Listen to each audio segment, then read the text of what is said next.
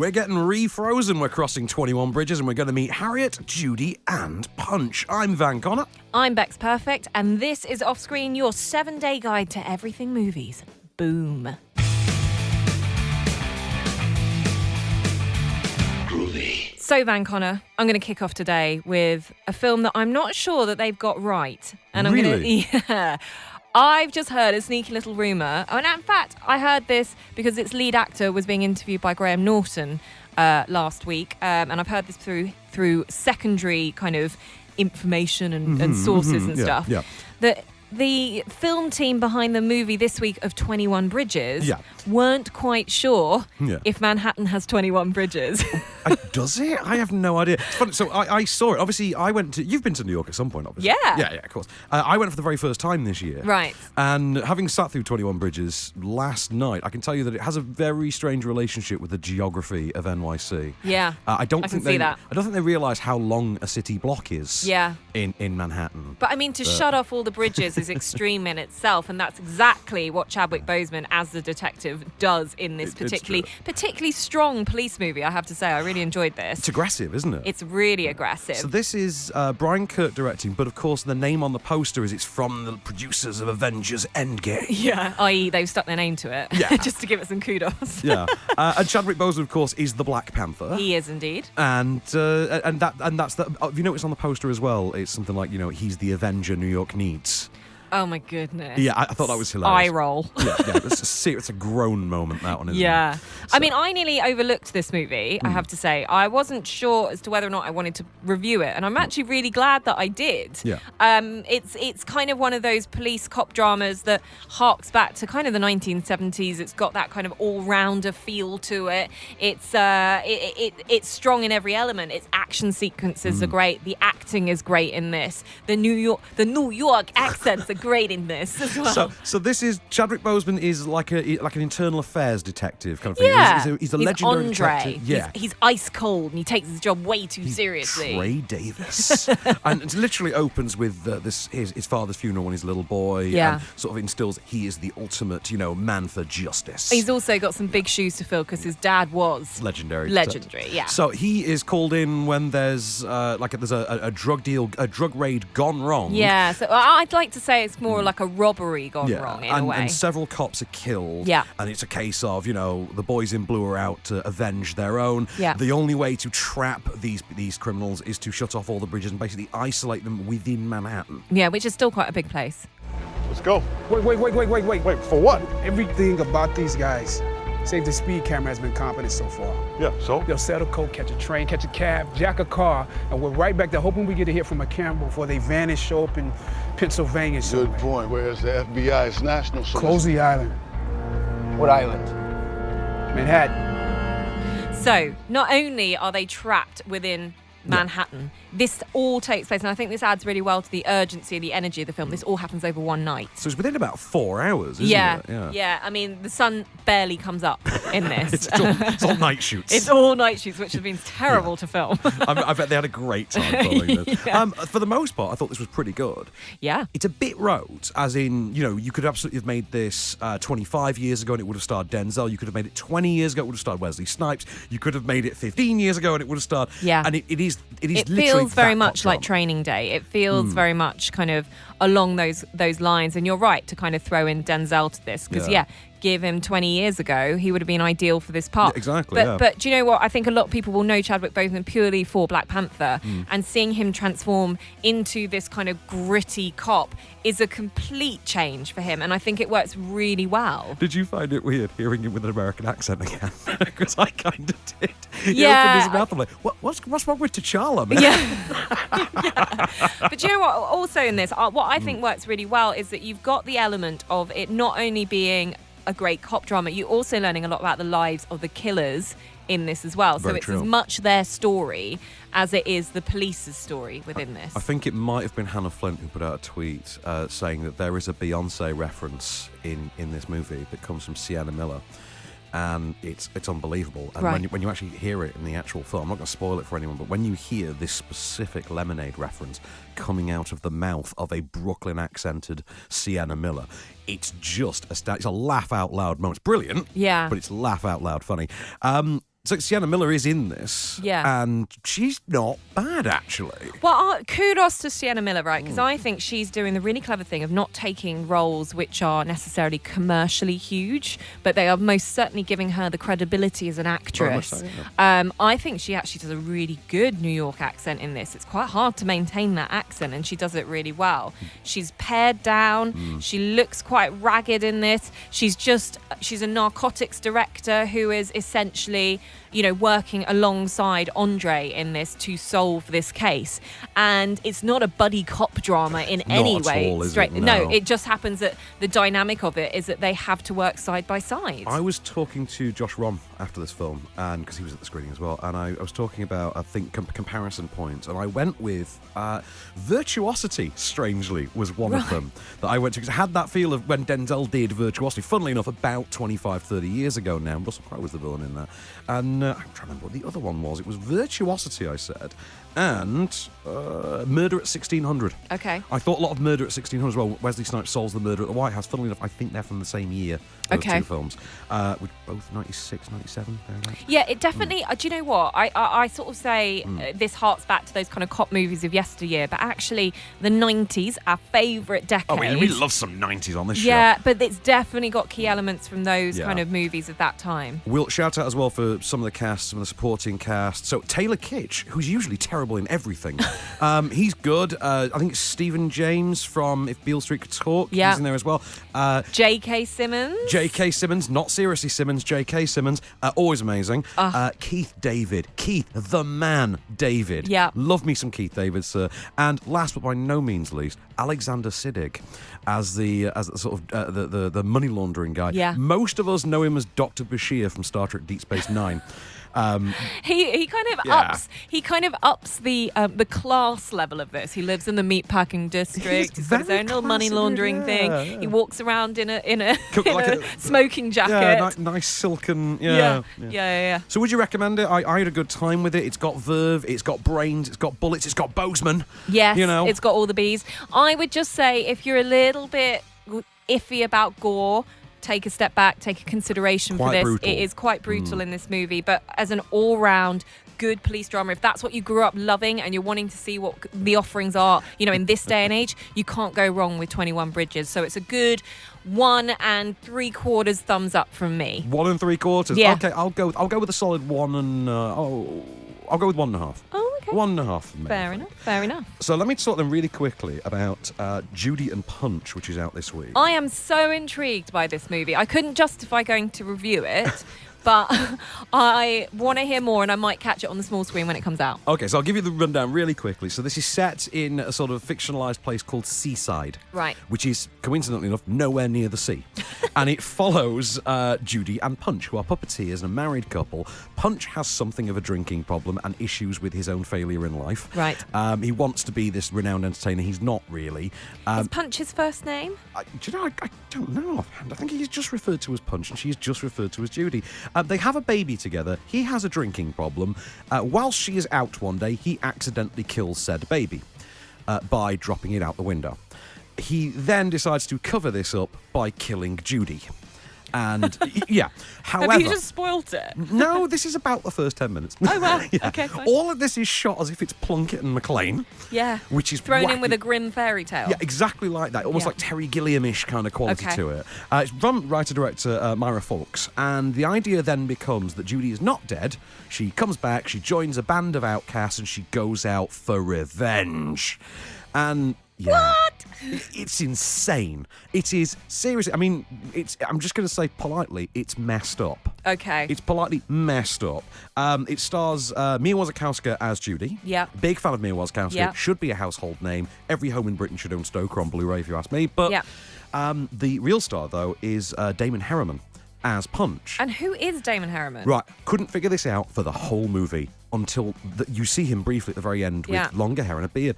I'm like, oh my God, that's Charles Manson from Once Upon a Time in Hollywood. Yes. And that's what it is. It is not for everyone's taste. It is very off-kilter. It is very Sounds weird. very... You'd go and see this in a picture house or a Curzon cinema. Oh, you totally would. Yeah, okay. For my money, I came out liking it. A lot of people, I think, were a bit on the fence with it. It's a bit divisive. I would give it 1 thumb up. Okay. Just to sort of split it down the middle. I'll give it one thumb up. But I did It's like a shame it. that you say that because I think it's had quite a big marketing push. Yeah. I quite like things that are slightly avant-garde that will push you out there, and just challenge the realms of filmmaking to some extent, but throw in a well-known name at the same time to kind of get the audiences in. Yeah. If it exceeded your expectations and was beyond a one thumbs up, I think I kind of take the leap and go and watch it at the cinema. I mean, I liked it, but I'll go one thumbs up. I would say it will play well to the crowd that enjoyed Ray and Liz, if you remember that. Yeah.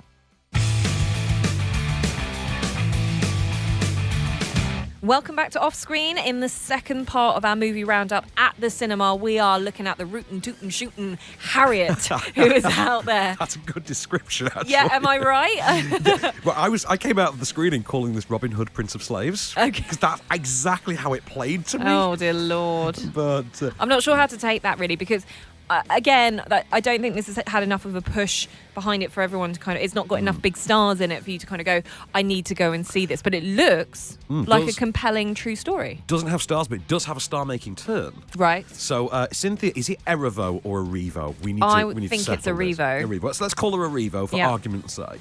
And she's Harriet Tubman. And go figure, it took Hollywood this long to get round to let's do Robin Hood, Prince of Thieves with Harriet Tubman. Okay. And fair play. So Harriet Tubman, for the uninitiated, was a slave who fled to freedom in Philadelphia and then joined the Underground Railroad, where she would become the big figurehead. She would become the hero of the Underground Railroad, freeing slaves and basically liberating her own family. Rescuing slaves requires skill and careful planning. It requires reading, Harriet. Can you read a sign or a map? Can you read it all? I put my attention on trying to hear God's voice more clearly. Do you know what would happen if you got caught? They would torture you until you pointed them right to this office. You got lucky, Harriet. And there's nothing more you can do. Don't you tell me what I can't do. I made it this far on my own. God was watching, but my feet was my own. Running, bleeding, climbing, nearly drowned, nothing to eat for days and days, man. I made it.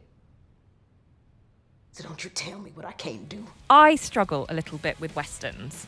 It's not my favourite genre.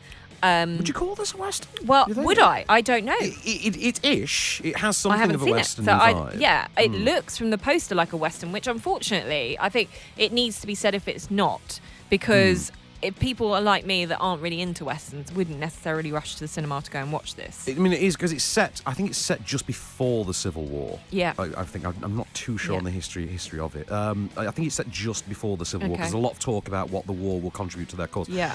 Cynthia Erivo is absolutely tremendous in it. Great. I liked Leslie Odom Jr., Joe Alwyn as the villain. Joe Alwyn from The Favourite. Yeah. Gets to be that sort of drooling. Taylor Swift's other half. Well, this week.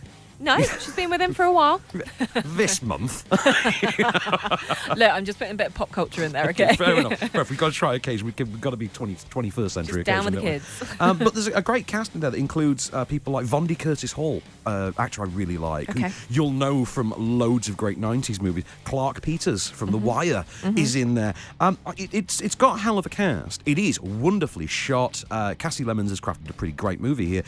I have one issue with it. I was entertained end to end. It is a nice, tidy 2 hours 5 minutes, which is kind of a good length for a sort of a popcorn epic, as it were.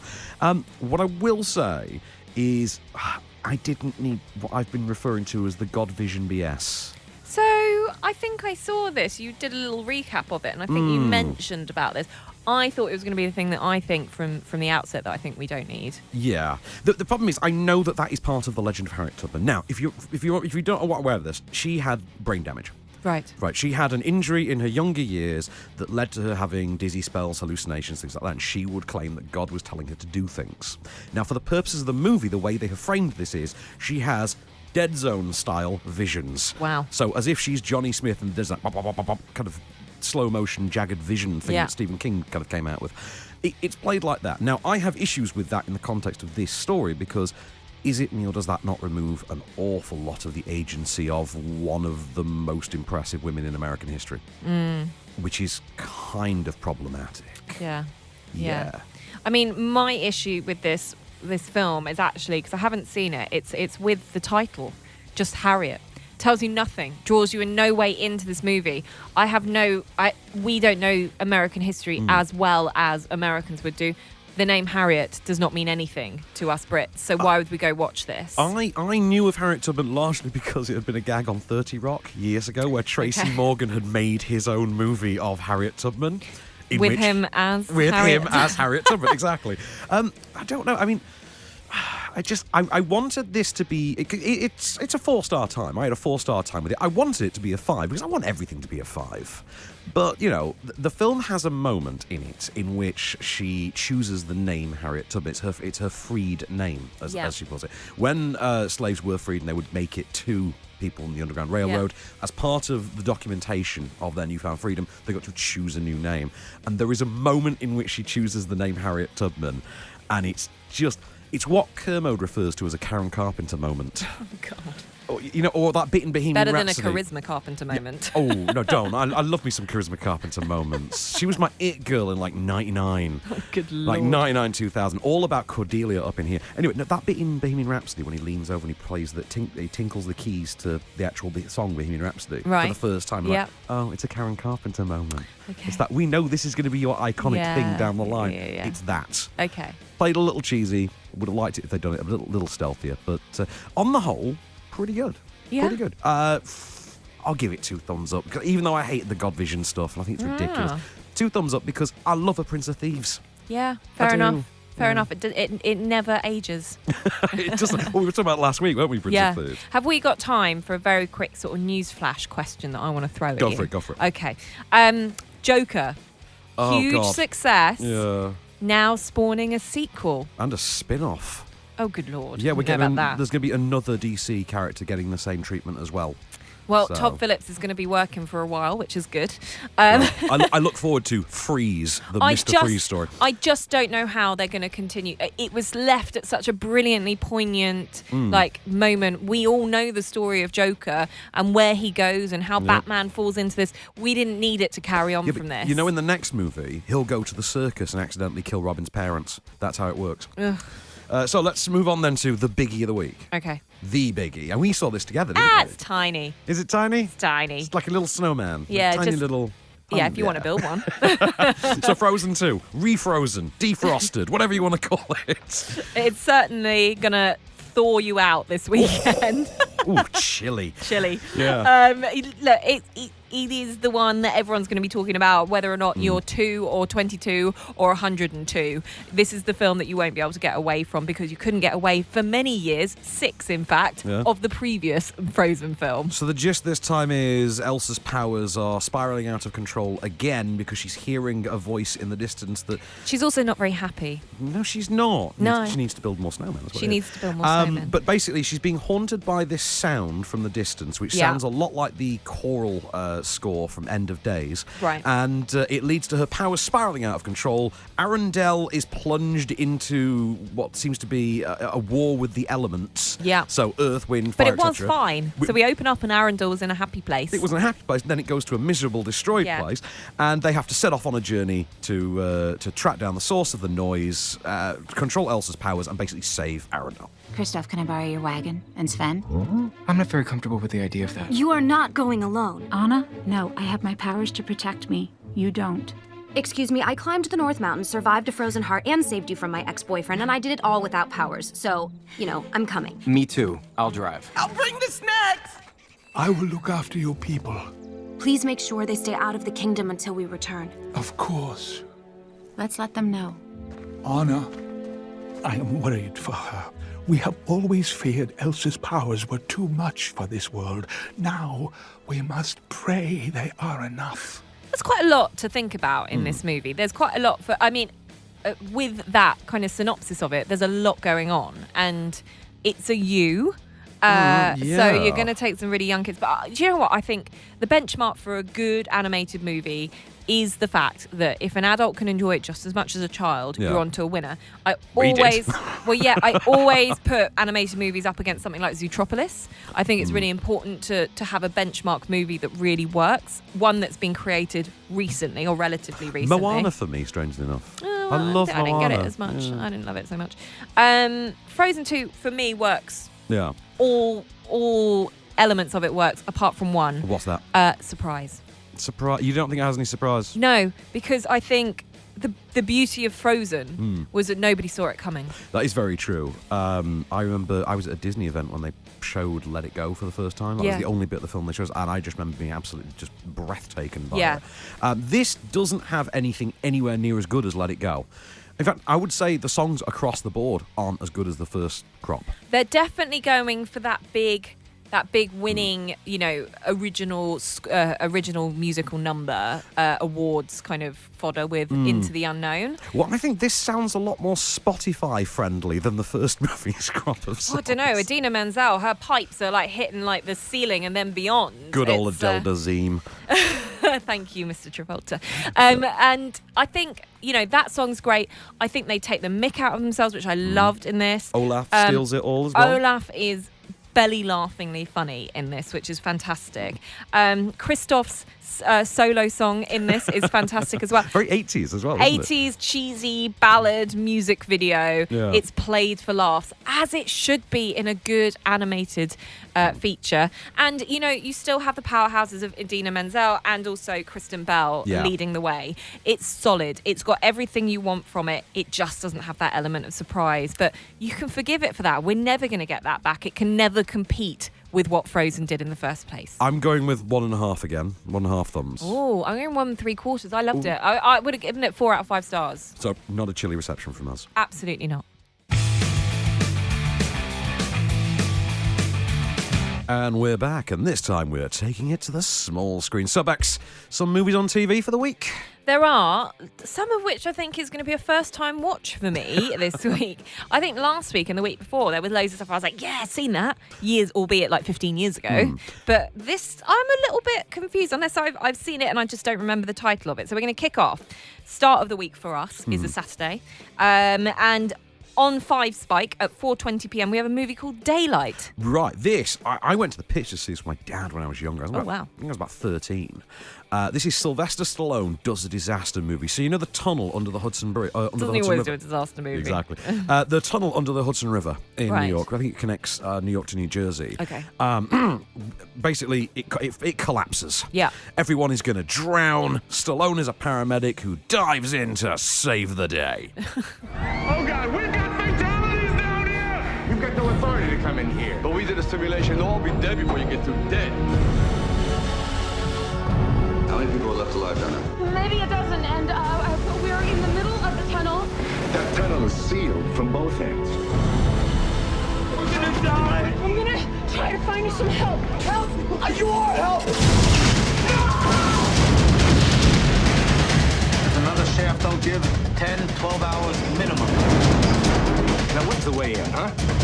So Stallone on fine form as always. It was a quintessential 1996 disaster movie. It came out at Christmas as well. What, you mean it's not believable? Has very questionable effects. It's got a very young Viggo Mortensen in it. Has it? It has. Oh, okay. Did not know that. Also, one of the few acting appearances of the late Sage Stallone as well, who was Sylvester Stallone's real-life son, also played Robert Balboa in Rocky V. Yeah. And, passed away a few years ago. But he's one of the convicts in this. I quite like this movie. Every 3 or 4 years, I wind up catching it again. So I'm overdue, so I will watch it. Okay. It is worth it. So 5 Spike, 4:20 Saturday afternoon. Perfect afternoon disaster movie. Sounds good. Moving on to Sunday, we have a film which, if you haven't seen this film, who the hell are you? Exactly, right?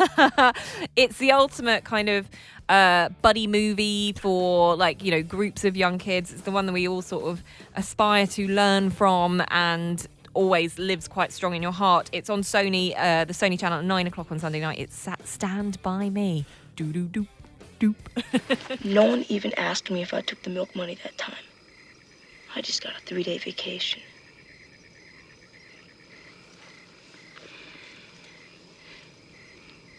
Did you take it? Yeah, I took it. You knew I took it. Teddy knew I took it. Everyone knew I took it. Even Vern knew it, I think. I mean, it's classic, isn't it? River Phoenix, Wesley Crusher, Jerry O'Connell. I know his name's Will Wheaton, but nobody cares. He's Wesley Crusher. And who's the fourth one? I can never remember. I know, I can't remember either. Corey Feldman? Oh, I don't just know. throw in one of those two Corys because of the time frame. Worth it though, isn't it? Yeah. Adaptation of Stephen King's short story, his novella *The Body*, I think, and which I very much enjoyed as a kid. I think the film's great. How awesome is Richard Dreyfuss's narration to this?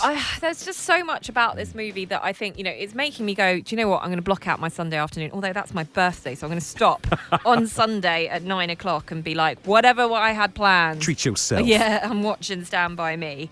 It is the classic. It's what year was it out? Do you remember? I think it was 86. Wow, it doesn't feel like that at all. It is ageless in a way. We've got to remember as well, Wesley Crusher goes on to Next Generation after this, and that starts in 1987, and he's noticeably younger in this than he is in Star Trek Next Generation. Interesting. Anyway, there we go. An absolute classic for you to end your typical working week and weekend. Moving on to Monday, we've got the 100-Foot Journey on Paramount at 9 o'clock. I can't help but think that this might be a documentary. It's not. This is about chefs. This is about catering. This is about a young Asian boy who wants to become a chef and tries to impress a snooty French chef, as played by Helen Mirren. This is flavor that is fighting against the chicken. I added some spices for flavor to the sauce and coriander for garnish and freshness. But why change a recipe that is 200 years old? Because, madam, maybe 200 years is long enough. Who doesn't love Helen Mirren? I actually met her when they were promoting this movie. When did this movie come out? Oh, it'd be about 2014, about 2014, I think. Yeah, okay. But not bad. Ompori's in it, and he's a delight, as he always is. Yes, I mean, who doesn't Great love actor. Ompori? But I really want to talk about Tuesday's film, because I'm so happy that this is I on think TV. you might have just dropped in the wrong... this isn't the right kind of list. Fan. I'm a bit concerned that you're doing an alternative show that's a little bit more naughty than off screen, and you've dropped in one of those shows. Tuesday night, a comedy I adore. It's not a brilliant movie, but it's one of those comedies that just has so many great moments. Yeah. Not the least of which involves Seth Green playing the world's most sarcastic Amish man. Yeah, he's the world's most sarcastic Amish man who's friends with Fallout Boy, who play themselves, and he's a dope mechanic. This sounds right up your street. What's it called? Sex Drive. But if you're on Rumspringa, what's with the buggy? Oh, no, I'm not. Not anymore.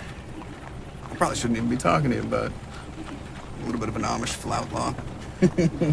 Sometimes I just miss the world. What do you miss the most?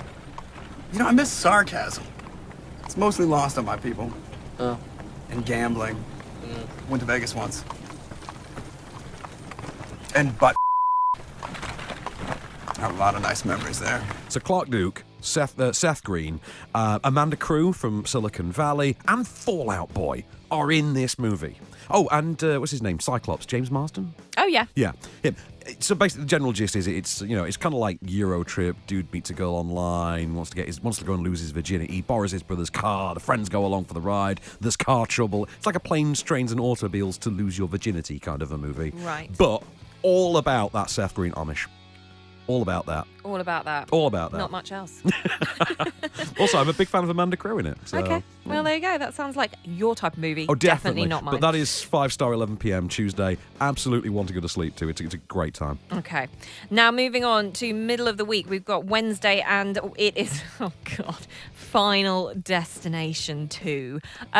These roll into one for me. Well, the second one you will remember, because this is the reason you don't drive behind trucks that have logs on them. Oh, right, yeah, That one. because they're always really apparent on the motorway in the UK. You've never seen the meme when someone has one of those trucks, like, Final Destination taught me to avoid the hell out of this.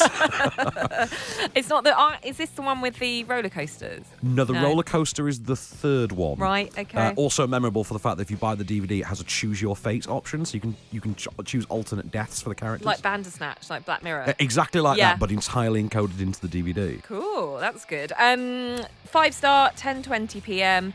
Final Destination. You either love it or you hate it, or you just can't watch it because It's like you a don't Saw want to. movie, isn't it? Yeah, it is like a Saw movie. It's nothing overtly scary about it. It's just a bit sick. But in all the right ways. Yeah. Now, Thursday, I have seen this movie. I'm struggling to remember it though. Non-stop, Film 4, 6:55. Is this Liam Neeson? This is the Liam Neeson plane one. Yes. Because, he did a train one, he did a plane, I think he's done a car, he's done a snow one. He's done a snowplow. boat. Enjoyed the snowplow. He's done a boat one because he did Battleship. Oh, good Lord. And, yeah, I mean, what is it with Liam Neeson and modes of transportation? This is Liam Neeson on a plane trying to stop a terrorist. We'll escort you into a military airfield. You will not be arrested. No questions will be asked. There is a bomb on this plane, but it isn't mine. It will go off. We have to... You're in command of a hijacked vessel, and you will not dive that plane into civilian airspace. I will. And Mark's goddammit, we will shoot you down. Someday, they'll fish this plane's black box out of the Atlantic Ocean, and the world will know these people could have been saved. The world already knows what's going on that plane, Bill. You're hijacking it. That's what you're telling them. No. That's what your hostages are telling them. If anyone was going to do it, it's got to be someone with like a particular set of skills, right? I remember walking out of this. I was talking this morning on the radio about the films that you watch once, which are okay, but you're never going to watch it again. Yeah. And I think this falls into that. Oh, totally. Yeah. But you know what? It's a disposable Liam Neeson action. Oh, tell I, we forgot about the train. He did the train as well, did the commuter. But they all blur into one, don't they? Yeah, exactly.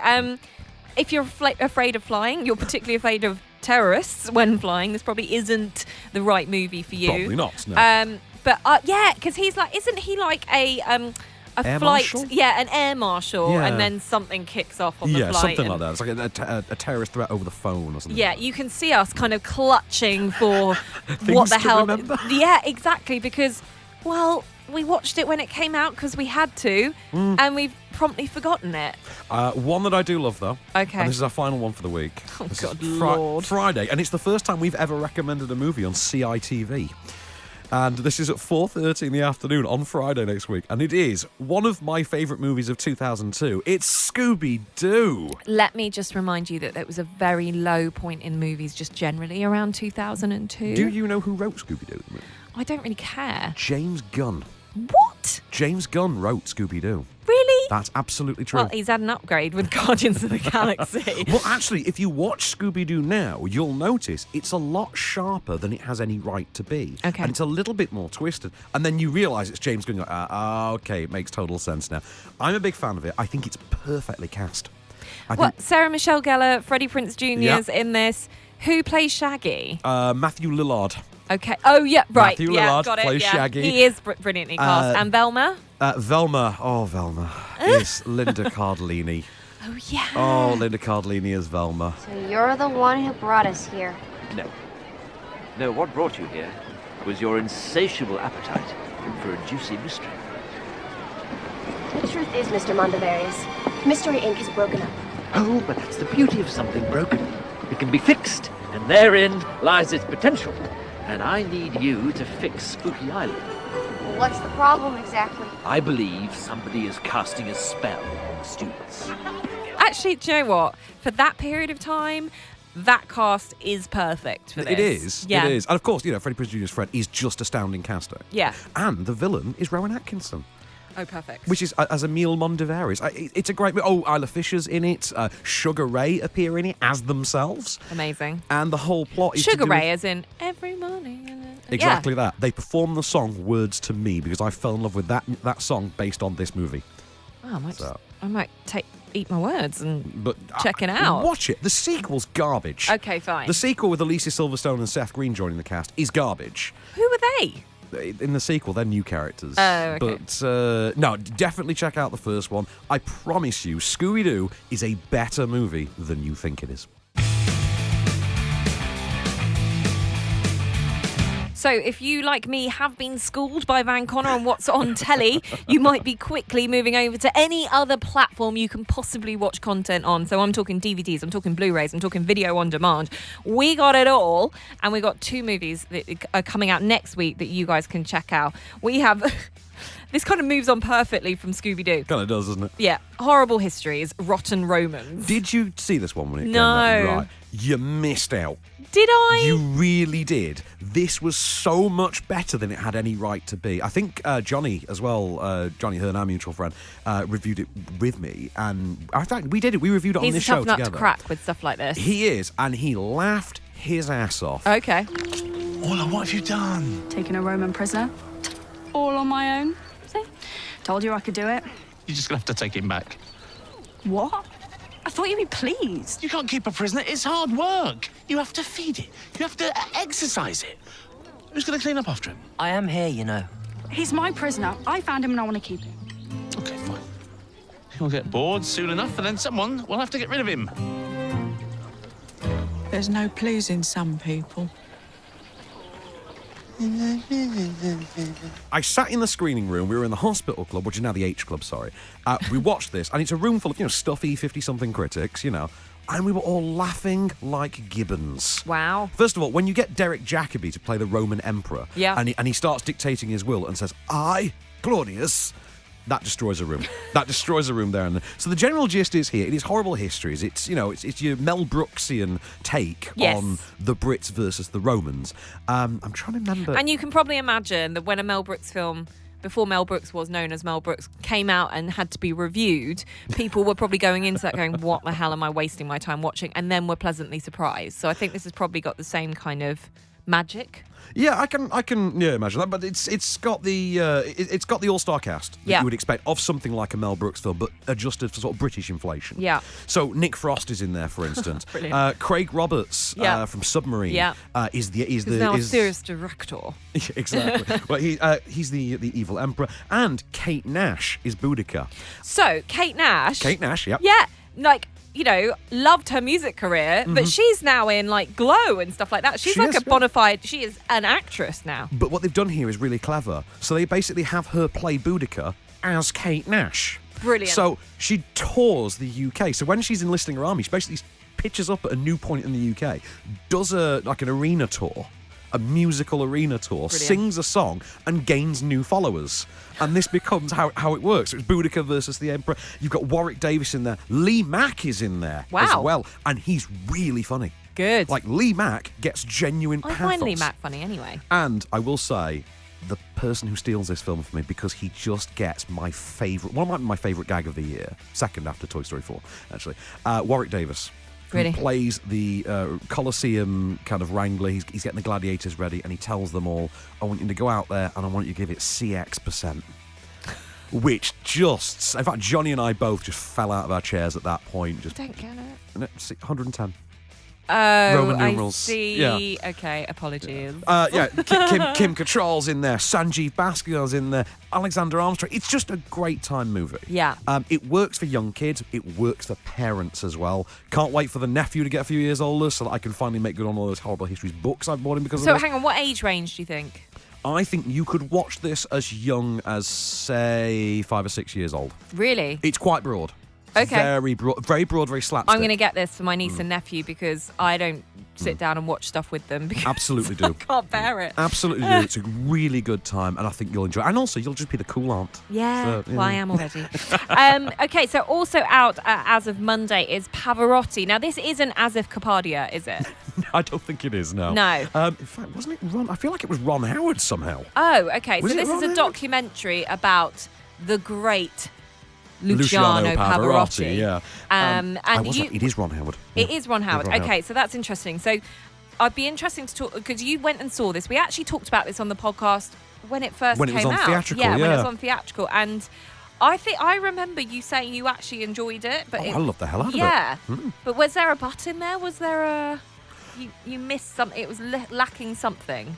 Let me give you the but right now. You have to break your heart again and again and again to sing those songs. It really pisses me off when people miss that. Because these are well-known songs. What can you bring to them? The only thing you can bring to them is your entire life. A life that's been lived, the mistakes you've made, the hopes, the desires, that's all that stuff comes crashing into the performance.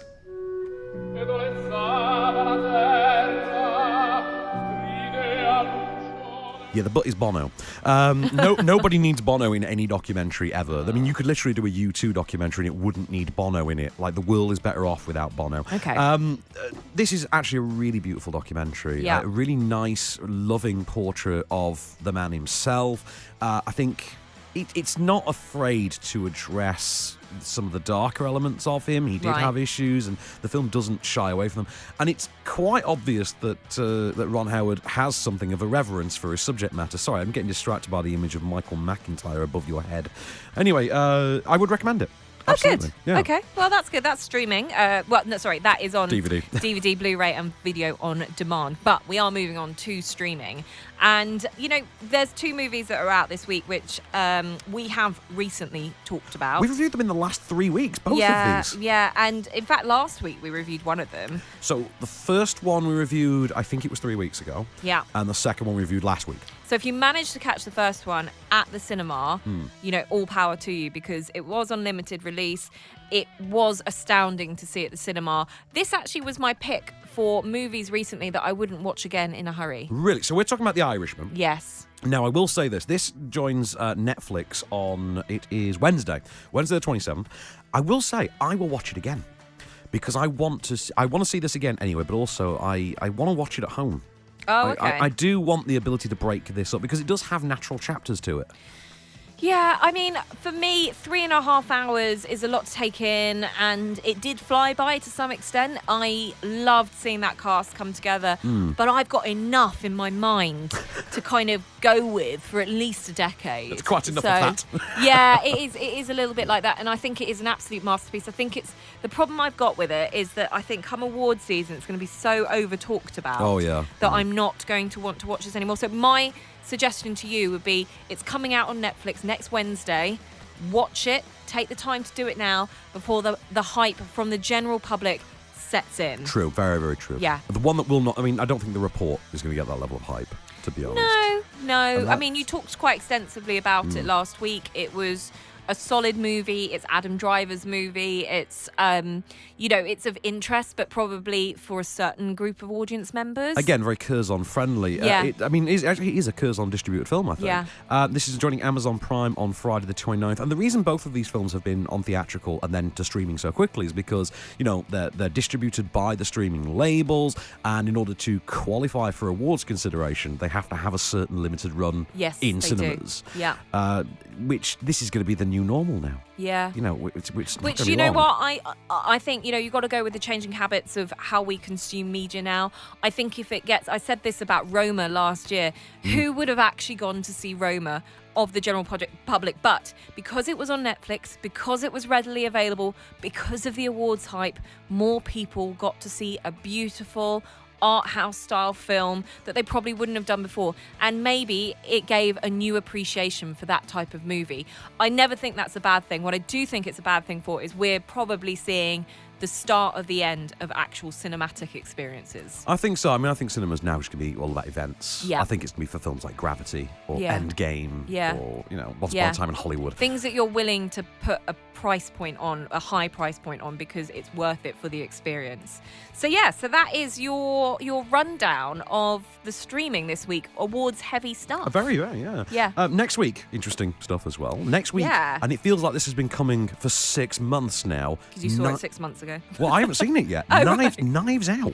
Well, this has been playing. Have you had? I haven't seen it. I'm seeing it next week. You seeing it Monday? Yeah. This I've heard a lot of hype about this. It's Daniel Craig. It's got an all-star cast. Jamie Lee Curtis. Yeah. Don Johnson. Yep, we got a bit of that in it. Woman of My Dreams, Anna de Armas is in this. Yes, she is in this. Christopher Plummer. Christopher Plummer. There's loads of people in there. So that's out next week, and then we've also got Charlie's Angels. Come on. Yeah, an Elizabeth Banks film starring, directing, written by, and possibly flopping by Elizabeth Banks. I'm saying nothing. Yeah, well, make sure you guys tune in next week to hear what we find out all about that, because maybe it'll stop you from wasting your own money at the cinema. Who knows? We'll go in with an open mind, we promise. It costs something like $40 million to make. Like, it's quite cheap. It's quite a conservatively budgeted film. But anyway, I think we're burying the lead, because the true star of Charlie's Angels, I think we all know, is Sir Patrick Stewart. Oh. Yeah, you had me at Sir Pat Stew. Yeah. Well, on that note, I think we'll leave you to stew. We're on the stew. They're the worst. In the meanwhile, I've been Van Collett. I've been Becks Perfect. This has been Off Screen, your 7-day guide to everything movies, and we'll play you out with a boom.